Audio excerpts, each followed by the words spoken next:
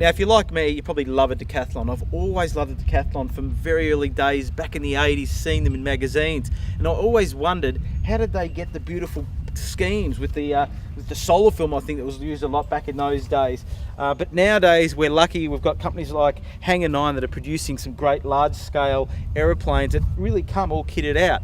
Yes, you've got to put them together, as you pilots know. But this is Dominic Aishu's Hangar 9 Decathlon. It's running a 100cc DA motor, so it's a big plane. We're talking 3-meter wingspan kind of thing. Key thing about this aircraft is not the ARF aspect of the plane, but the scale detail that Dominic's put into the plane, and we will talk through some of that. But let's just have a quick overview of the plane. Starting from the front, true turn spinner, aluminium spinner that looks very scale-like, running a 27 by 10 Mejlik prop there, so it's quite a lot of pitch on that prop. Carbon fibre, which always looks great and also performs great as well from a good brand. The DA100 up there. You can see the baffling that the owner has done, that Dominic's done in this aircraft to keep that air flowing nicely. High wing, which you don't see very often in aerobatic planes, with being sort of a scale aerobatic plane, is spot on. Big chunky wing. When you see this plane in real life, you realise that it's really got a massive wing, and it will definitely really slow down to a crawl, especially when you're coming into land. So the flight characteristics should be awesome. The great struts here. Love the struts on the Decathlon. They are solid. These are like aluminium units here. No flimsy plastic there. Some of the scale details start to come into effect on the wings. Dominic's put the fuel fillers on the top here, just like the real plane. He actually went to Taiab Airport down here in Melbourne and got into a Decathlon and took some photos and tried to replicate as much as he could out of the real life plane. So the Decathlon, not the Citabria version. Citabria's got flaps. This is just a aileron only model with your 4-channel control as per usual. So big, massive two-piece wing held together with a carbon fibre rod.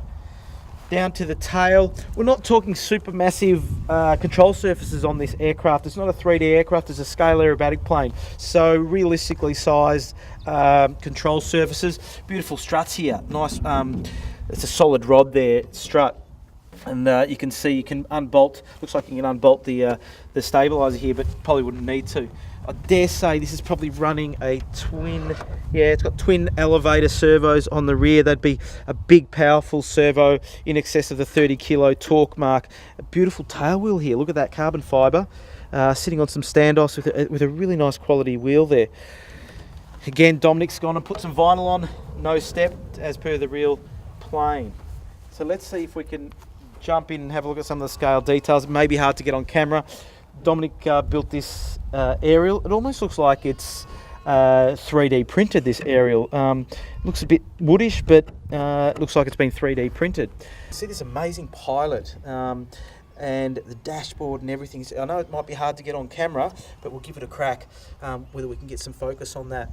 But the detail is just amazing. It's just such a clean fit out. You can't see any cabling anywhere. I don't know whether we can get in under the wing there, and we'll see if we can point the camera through the underside of the wing there and see if we can get into the detail that's inside. You can see even on the door trims. The door trims have been upholstered. Dominic's wife did all that work, even a scale little map. But it's just so clean. The amount of detail is amazing. And again, one of my greatest things, and from the top we might be able to see it, is down there you'll see a fire extinguisher and you'll see a headset for the passenger that replicates the original scale version. So it's just a great fit out and shows you that you can grab an ARF kit. I don't want to damage that. You can grab an ARF kit and you can really add to it and make it your own. You don't need to buy an ARF and just think that it's going to be like everybody else's. And Dominic has proven that the amount of detail... I forgot, follow me. Look at that. The radio right there. That's just amazing. So, as I said, you can really put some scale detail into these kits, and especially a large-scale aircraft. So Dominic's plans are to take this plane to different fun flies around the state here in Victoria. He's a regular out at Ararat, the Ararat Club. He does venture down to Sale to their great event. He flies here at Melton, where we are today. So he really loves flying this plane. his flight report is that it's like a puppy dog to fly. With that big wing, you can see how it would really be easy to fly.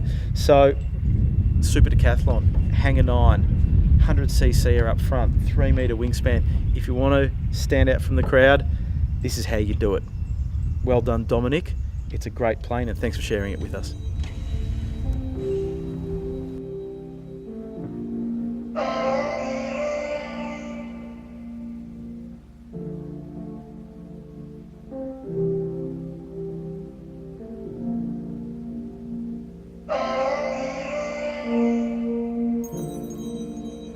In the evening you'll be calling.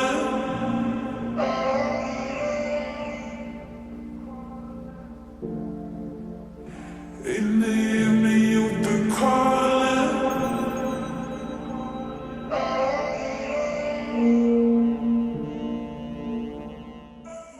Dominic, why did you embark on such a project? I just want to make the ARF kit a bit more attractive to look at, a bit more detail into it, because there's a lot of decathlons out there, but not a lot with actual detail in them. And what were some of the processes you went to? Did you to work out what you need to do, especially inside the cockpit? I went to a Thai airport. I took some photos of the real decathlon, and I tried to put as much detail as the real one into my one. I got my wife to put the door trims for me. She helped me make the door trims.